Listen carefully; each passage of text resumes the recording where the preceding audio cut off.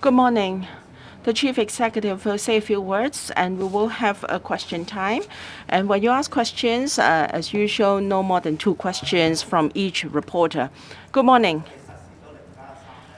We've implemented the 0+3 quarantine arrangements for about 2 weeks. It started on the 26th of September. We have seen positive signs. We have seen increase in the number of arrivals at our airport.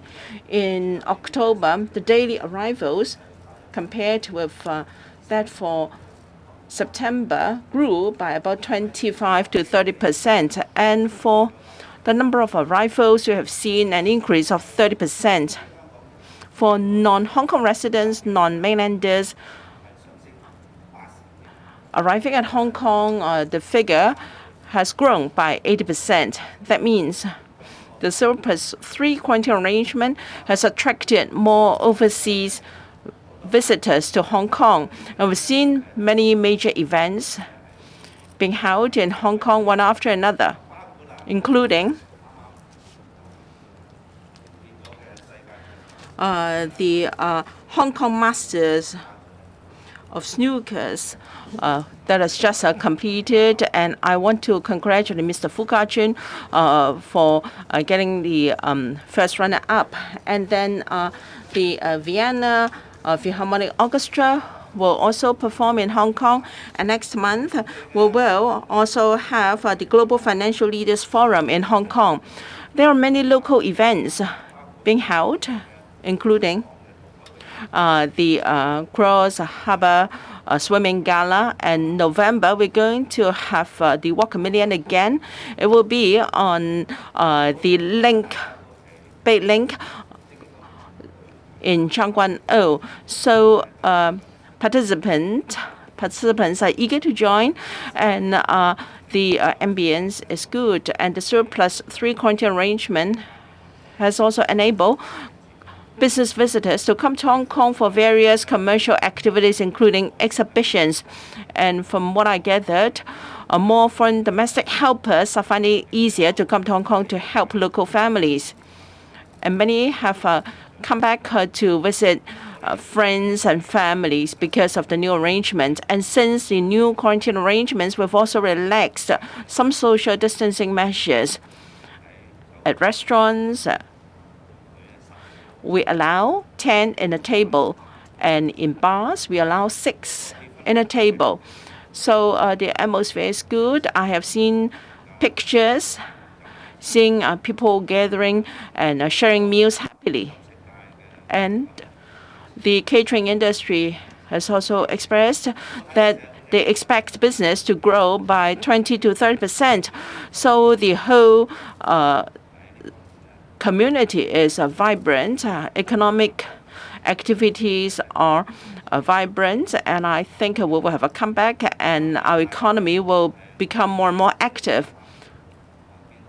So we have introduced the 0+3 quarantine arrangement with good results, and many would like us to relax it further to 0+0 quarantine arrangements.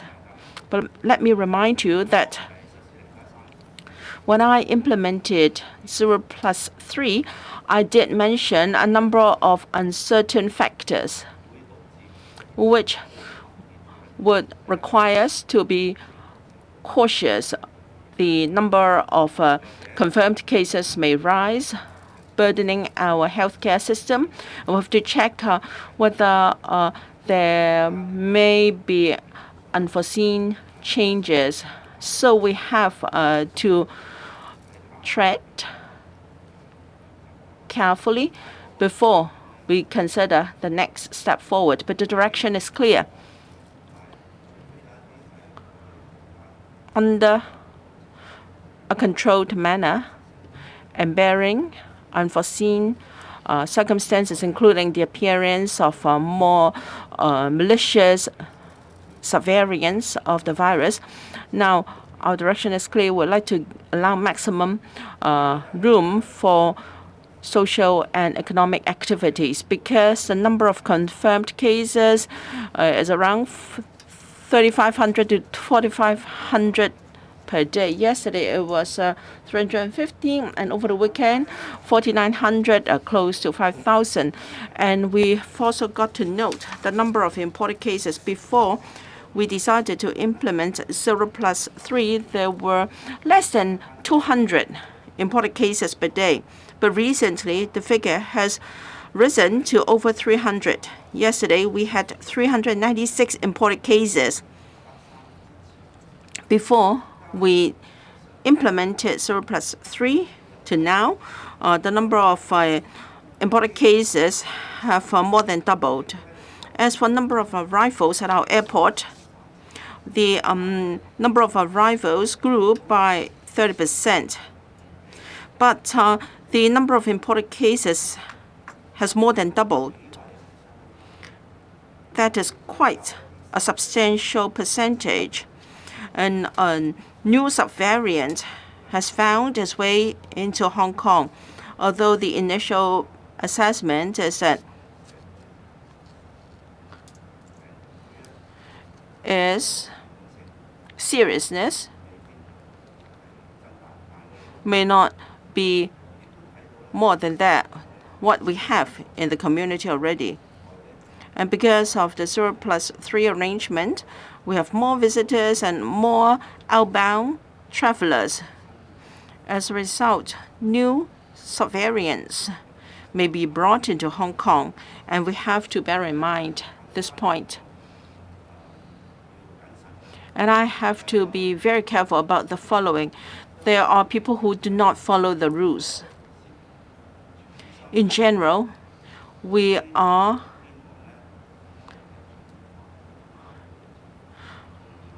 very cooperative in fighting the epidemic to put it under control.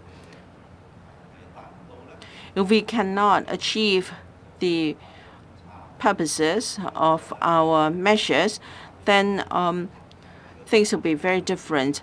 Now, there are people who carry a red coat who left their places of isolation. We've already announced that there are at least 2, and those who violated the rule with an amber coat, at least 3.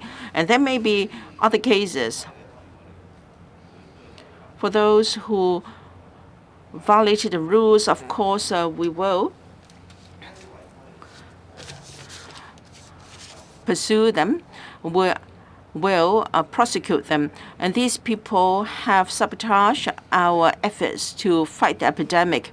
So we must condemn such irresponsible behavior. And of course,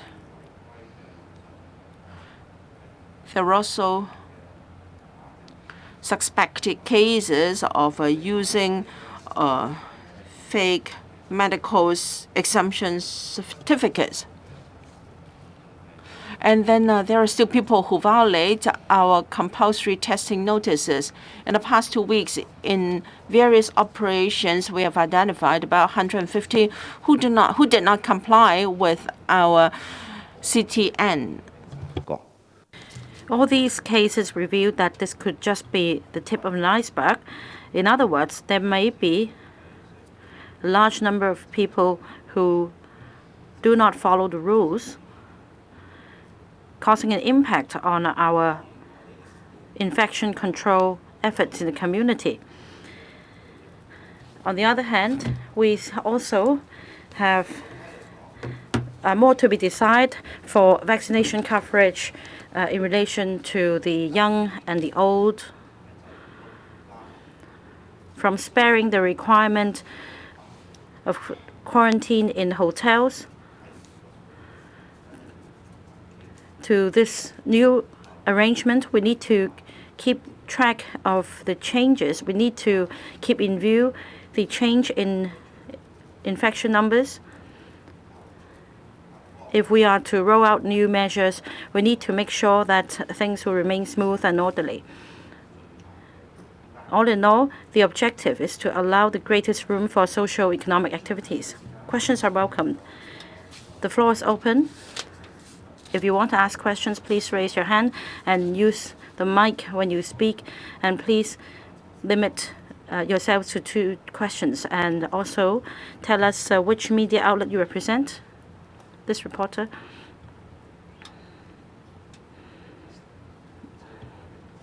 I'm from Ming Pao, Chief Executive. I have 2 questions. Regarding the third jab coverage in Hong Kong and Singapore, we have a similar coverage. Can we now start the timetable to resume normalcy? And do you have fatigue as you've worn the mask for 3 years? And in considering our anti-epidemic strategy, have you considered the chance of joining hands with the mainland in fighting the epidemic and hence not implement 0+0? And about the Russian super yacht berthed in Hong Kong, a press release has been issued. You're not going to implement the third-party sanction, but will there be any measure in relation to Russian capital or listings in Hong Kong? The epidemic measures to be introduced in each place will have to have regard to the actual circumstances in that place. Now, we should not compare ourselves with Singapore because we have a different healthcare system. We have a different culture. People have different habits.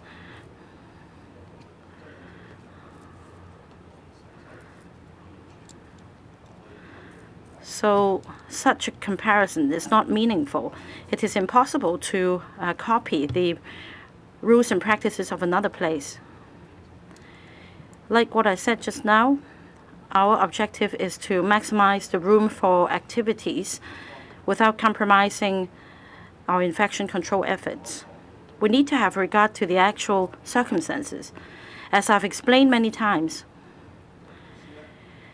we need to implement infection control measures because the epidemic is still very much in existence in Hong Kong. We still have infections.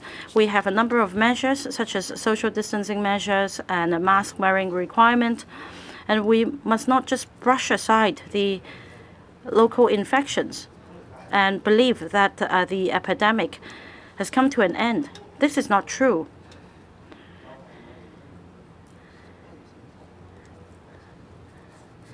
We make an effort to introduce and follow the anti-epidemic measures exactly because of that. The objective is to achieve the maximum efficiency with the lowest cost. This is set out in my election manifesto as I assumed office.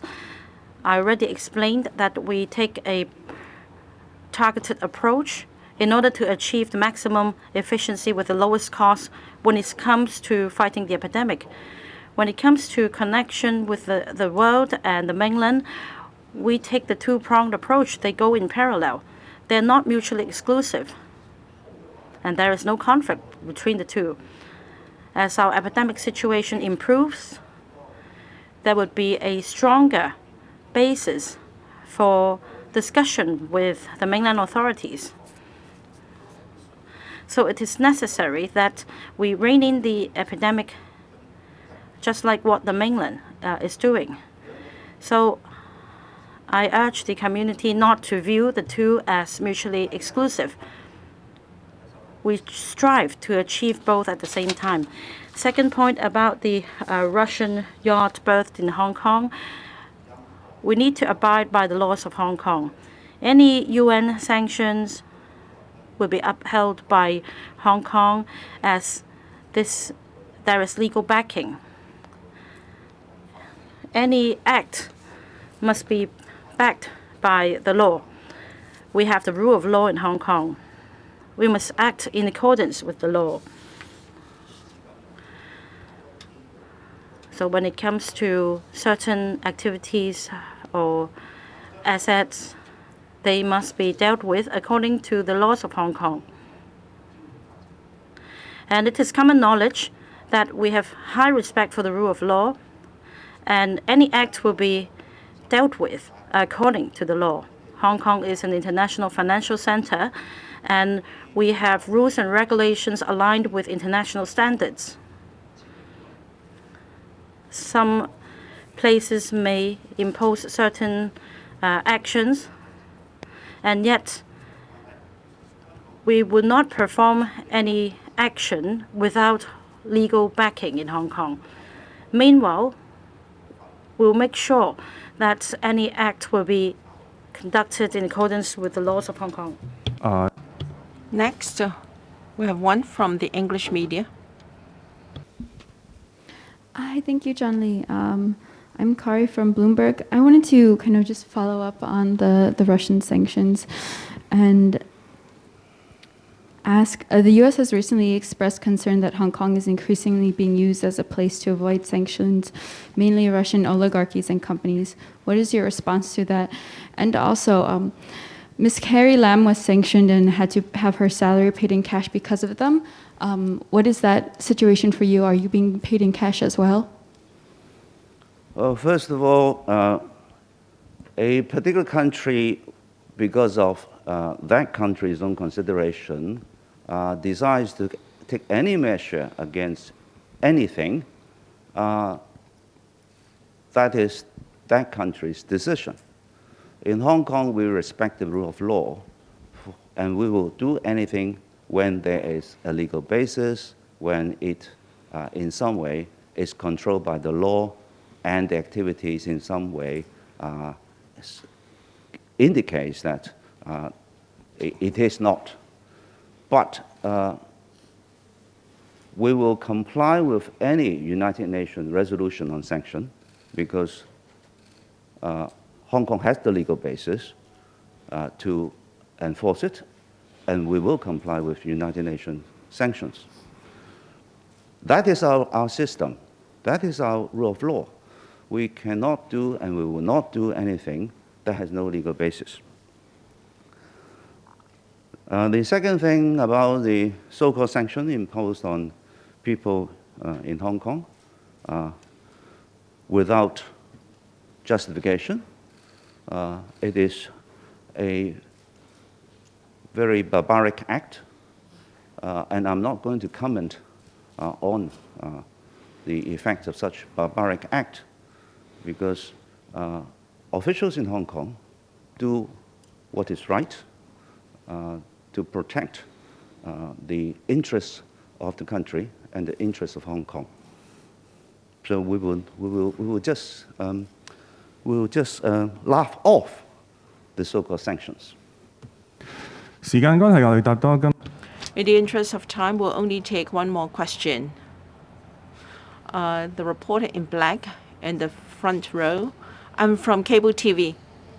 A few days ago, there were papers saying that the Hong Kong SL government has taken legislation on Article 23 from the legislative timetable of this year.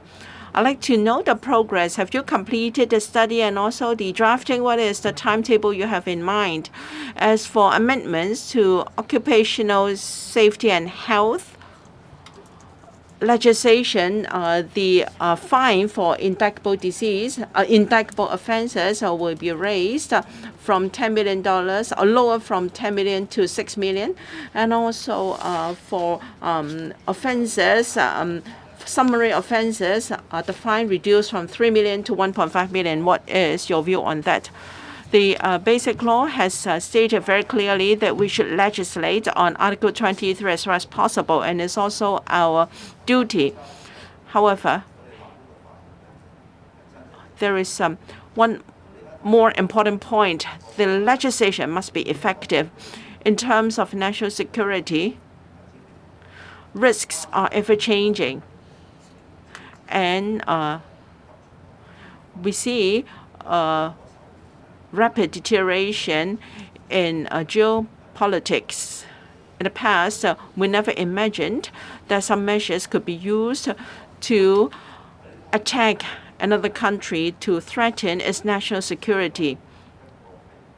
Against that background, we must be able to legislate an effective piece of legislation that can tackle extreme circumstances.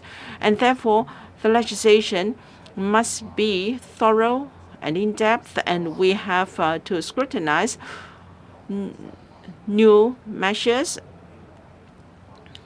that has appeared, and also what new measures we have. Hopefully, we can fully address these measures in our legislation on Article 23. We do not want to come up with a piece of legislation with loopholes requiring us to review it again too soon. So the legislation must be comprehensive and thorough. We've noted that in some common law jurisdictions, they have introduced new legislative proposals on national security that are very draconian. They have proposed, for instance, that with regard to persons with national security threat, they can be forbidden from leaving certain premises for a long time, and the prohibition can be repeated.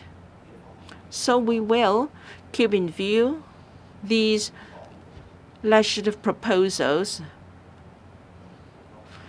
and also how they balance human rights in these jurisdictions. We have to review the situation very meticulously so that we can have, in common law, have a piece of legislation that can protect our countries from the threats and risks